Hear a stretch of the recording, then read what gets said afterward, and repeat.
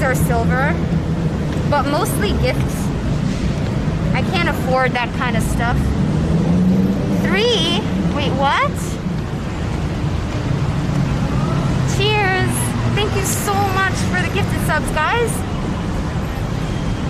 Do I lose things? No, but I am super, like, obsessed with making sure I never lose things. If I lose jewelry, it's only because they break. Because the one thing about traveling so much is that, you know, you're like wearing your bag and like throwing your bag and the straps get caught in your jewelry and stuff. So I've had many moments where my bracelets would snap or like my necklaces would break or whatever, lose my earring in that sense. But I've never like lost something. And I've been really lucky whenever my bracelets snap.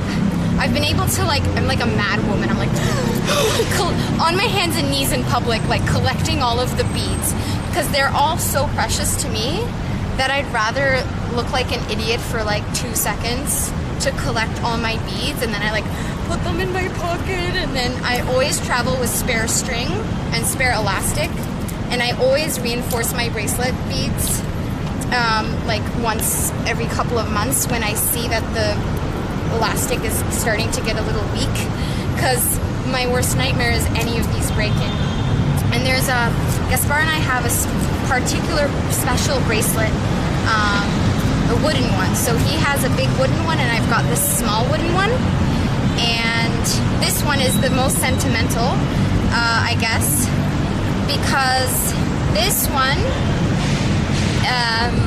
is actually originally beads from that Gaspar wore before we knew each other. And then the summer that we met, we had no idea if we would see each other again after the summer was over.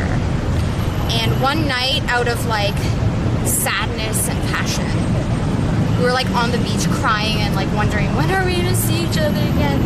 And we were making promises to each other and the whole thing.